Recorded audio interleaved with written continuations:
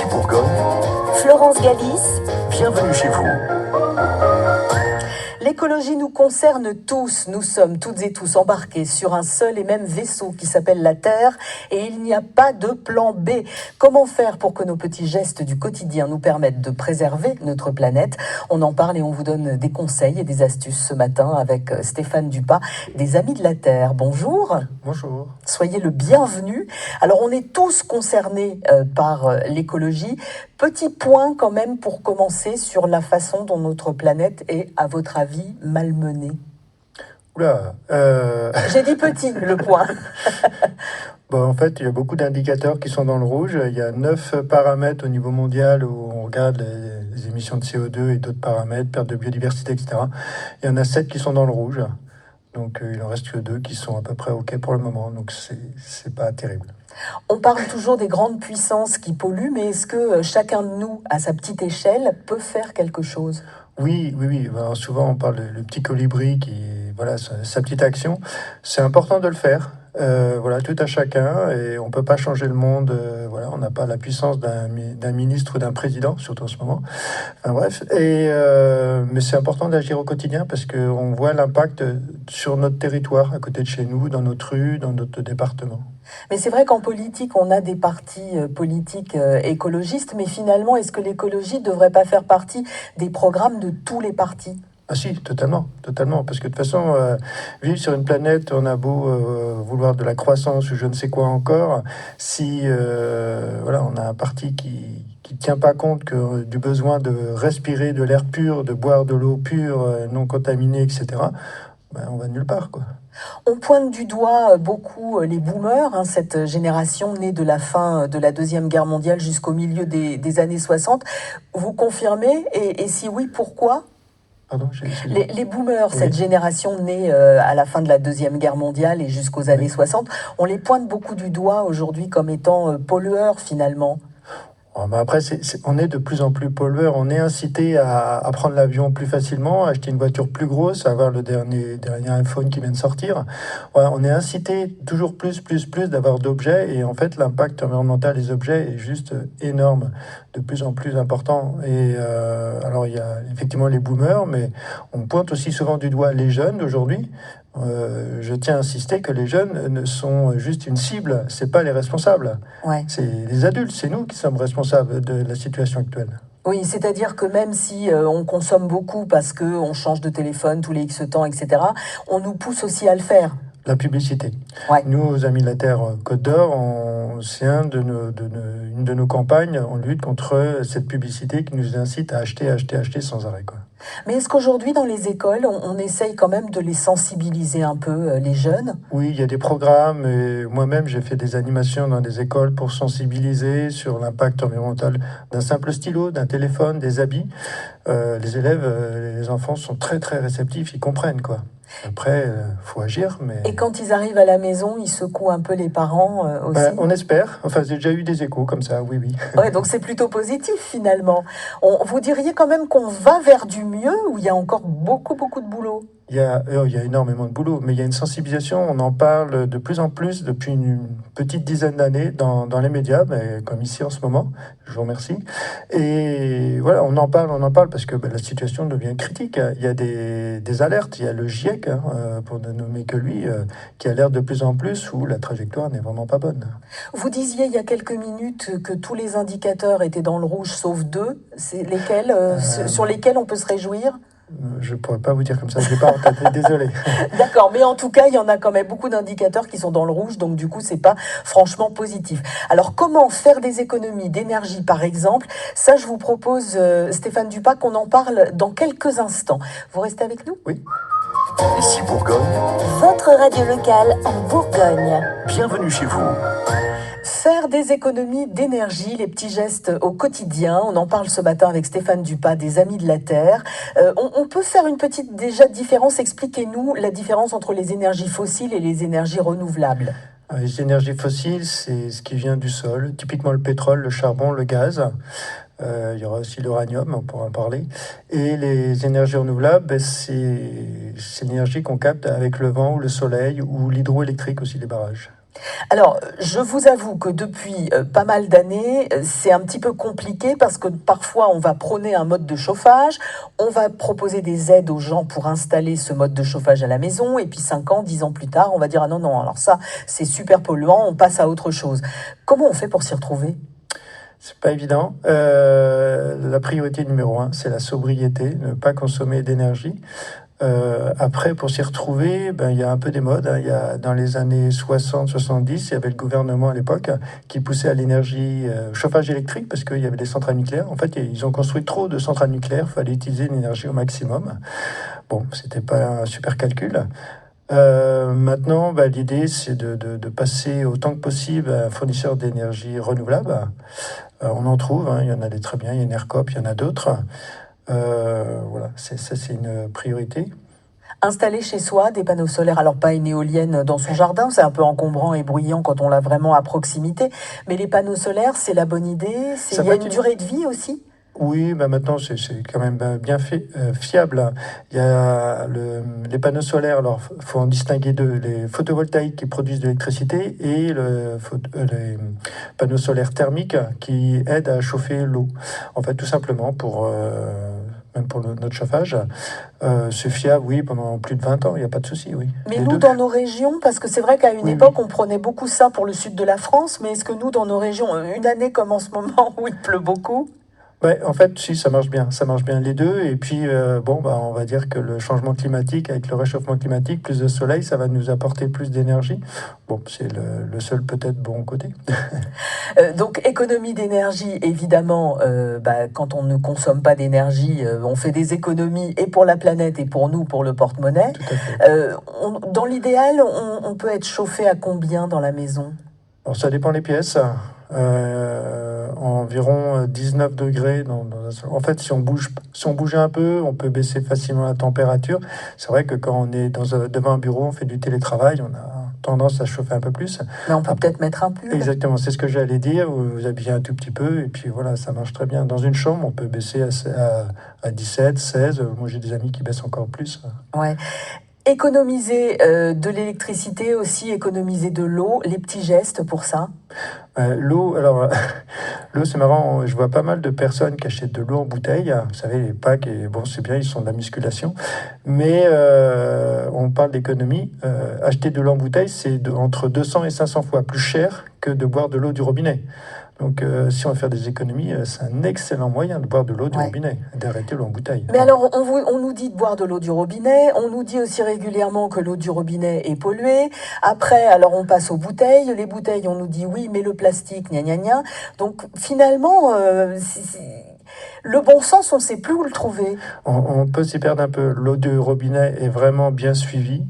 Il y a eu sur l'eau en bouteille, il y a eu des articles de presse récemment. Là, il y a un grand fournisseur d'eau, Perrier, etc., qui a- Oui, oui, il y a des soucis, hein. Oui, voilà, bon, c'était pas aux normes, etc. Donc, bon, l'eau en bouteille, c'était plus aussi fiable que ça ne l'était, enfin, ce qu'on en pense. Et il y a toujours des microplastiques, ça a été démontré qu'on retrouve dedans. Non, faut privilégier l'eau du robinet. Trier ses déchets, c'est aussi extrêmement important. Et ça, je vous propose, Stéphane Dupac, qu'on en parle dans quelques instants. À tout de suite. Ici Bourgogne, Florence Galis, bienvenue chez vous. Les petits gestes pour se diriger tout doucement mais sûrement vers des comportements un petit peu plus écologiques, un petit peu plus responsables. On en parle avec Stéphane Dupas des Amis de la Terre.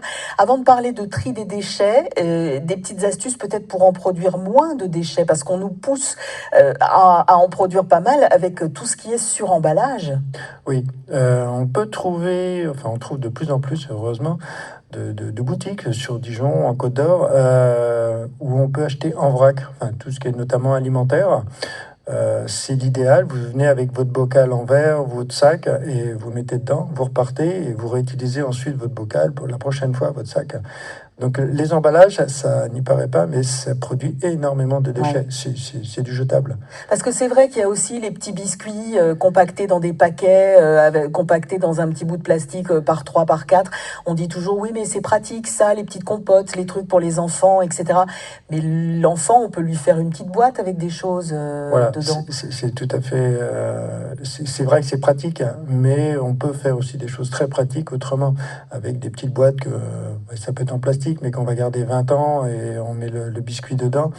On peut, au lieu d'acheter une compote en sachet, ben, on met ça dans un petit bocal en verre ou en plastique, autrement si on a peur que ce soit abîmé. Et puis voilà, on peut faire sa compote soi-même. Enfin bon, il y a plein d'astuces. Oui, c'est pas plus mal d'un autre côté voilà. de mieux manger Non, aussi. il y a plein d'astuces. Nous, on a travaillé un peu sur tout ce qui est stylo et on a mis en évidence qu'on peut acheter des stylos, des feutres, des marqueurs en vrac.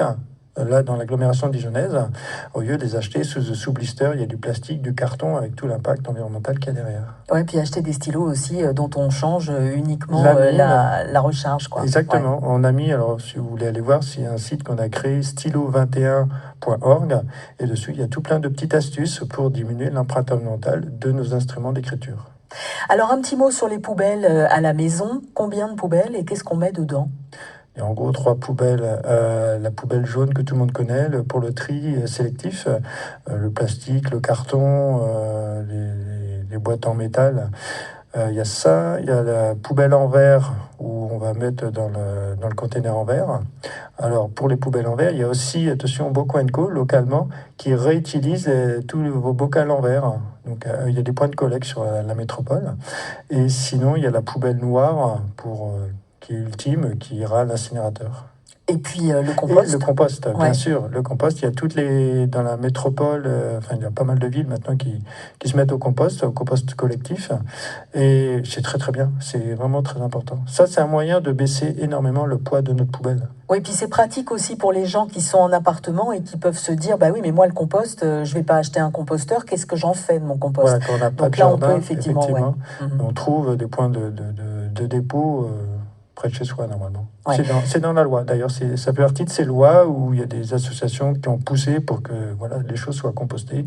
Et c'est le bon côté. On parlait des côtés tout à l'heure qui n'avancent pas assez vite. Ça, c'est un bon côté. Les villes et les villages, en général, nous équipent en poubelles. C'est une obligation. Parce que sinon, malheureusement, il y a toujours des gens qui vont balancer leurs poubelles dans la nature. Mais on trouve des poubelles partout. Ouais. Justement, peut-être que dans quelques instants, on verra un petit peu comment faire ses courses aussi de façon éco-responsable. Ici Bourgogne, Florence Galis, bienvenue chez vous. Stéphane Dupas, des Amis de la Terre, avec nous pour parler des choses, des gestes responsables à faire au quotidien. Un petit mot quand on fait ses courses. Alors, vous venez de me parler hors antenne de 2 méthodes que je trouve, surtout la première, je la trouve assez amusante. Vous nous expliquez ça. La méthode bisou, c'est quoi ? Alors, méthode bisou, 5 lettres, en fait, qu'il faut avoir en tête. Déjà, avant tout achat, se demander si on a vraiment besoin. Donc ça, c'est le B de bisou. Voilà. En fait, le besoin. Quel besoin cet achat répond-il ? Est-ce que, I comme immédiat. Est-ce que j'en ai besoin maintenant ? Parce que souvent, retarder l'achat, au bout d'un moment, on se dit, finalement, j'en ai pas besoin. Là, ça évite l'achat compulsif. Semblable. Est-ce que j'ai quelque chose qui est semblable, qui est similaire ? Origine, se poser la question, où est-ce qu'était fabriqué cet objet ? L'impact environnemental que ça peut avoir. Et utile, est-ce que cet objet m'est vraiment utile ? Et il faut être honnête avec soi-même, se poser ces questions-là. Vous retrouvez la méthode bisou sur Internet. Et vous avez aussi la méthode des 5 R. Voilà, c'est assez similaire dans l'idée. R comme refuser. Refuser quand on nous propose quelque chose, notamment des goodies publicitaires, etc. Refusez-le, vous n'avez pas besoin à la base. R comme réduire, ce dont on n'a pas besoin. R comme réutiliser. R encore comme recycler. Et enfin, R comme rendre à la terre ce qui est compostable. Et en fait, avec ces pense-bêtes, c'est un moyen de diminuer notre empreinte environnementale. Alors, quand on fait ses courses aussi, on a un peu tendance maintenant aussi à changer ses habitudes, manger peut-être moins de viande mais de meilleure qualité. Tout à fait. C'est ce qui est important. Alors nous, on ne prône pas le végétarisme, c'est super. C'est des choix personnels. Voilà, c'est des choix, c'est pas voilà, c'est libre à chacun. Après, manger moins de viande, notamment du bœuf, mais surtout de meilleure qualité, voilà, qu'il soit local, bio. Voilà, l'impact environnemental sera beaucoup plus faible. Le local, le bio, donc ça veut dire vraiment surveiller les provenances des Voilà. produits qu'on achète. Comme le haut d'origine tout à l'heure. Oui. On n'a pas tendance aussi à beaucoup culpabiliser les gens, peut-être trop par moment, et des fois ça peut aussi susciter des réactions et se dire mais merde, je fais ce que je veux, quoi. Tout à fait. Nous, on incite, quand vous voulez agir, enfin, c'est d'y aller progressivement. Changez pas votre vie du tout au tout au quotidien pour dire ça y est, je vais faire attention à la planète. Allez-y progressivement parce que sinon, ça va être trop fort. Il y aura trop de choses à changer. Personne n'est parfait, mais d'y aller progressivement et surtout d'être à l'écoute des autres et puis en discuter autour de soi. Ouais. Et de responsabiliser aussi un peu les enfants, parce que c'est vrai qu'on pense à la fast fashion et tous ces trucs-là, c'est-à-dire acheter des vêtements parce que c'est pas cher, parce que si, parce que ça, et acheter en masse, c'est beaucoup trop. Oui. Alors, il n'y a pas que les enfants. Souvent, on dénonce un peu les enfants, effectivement. Ouais. qui Non, mais je achètent, dis les enfants, si on les responsabilise, ça fera des adultes responsables. Voilà. Mais pour les responsabiliser, il faut avoir des adultes responsables aussi. Ouais. Souvent, on voit des enfants qui sont cohérents, mais les parents qui achètent des trucs, et des fois qui veulent faire plaisir à leur enfant en achetant des choses. Les enfants, ils ont besoin qu'on joue avec eux, pas qu'ils aient un objet et qu'on les laisse tout seuls. Stéphane, on va voir dans quelques instants ce qu'on va retenir de cette émission et de ce qu'on s'est dit pour avoir quelques bons gestes, peut-être pour débuter, pour ceux qui voudraient vraiment se mettre à faire un peu attention. Ici Bourgogne, Bienvenue chez vous. ici Bourgogne, Florence Galis, bienvenue chez vous. Stéphane Dupas, les Amis de la Terre, c'est l'association que vous représentez aujourd'hui. L'écologie, évidemment, c'est quelque chose qui vous parle. Ça fait partie de votre quotidien. Qu'est-ce qu'on retient de ce qu'on s'est dit depuis 9 heures ce matin ? Le vrac à privilégier ? Oui, tout à fait. Ouais. Éviter les emballages d'une façon générale. Dès qu'on peut diminuer la quantité d'emballage, c'est bien. Chauffer moins à la maison ? Chauffer moins, après, je pense qu'il y a pas mal de personnes qui chauffent assez peu pour des raisons financières. Donc, voilà, c'est l'écologie contrainte, mais c'est pas l'idéal. Responsabiliser les enfants, mais en leur montrant l'exemple ? Tout à fait. Voilà, les enfants et les adultes doivent agir. Et puis, vous me disiez hors antenne, parce que ça, c'est vraiment des choses auxquelles on ne pense absolument pas, faire attention aussi à sa banque. Voilà, l'impact environnemental des banques est assez peu connu. Nous, c'est une spécificité des Amis de la Terre France de regarder où prêtent nos banques françaises.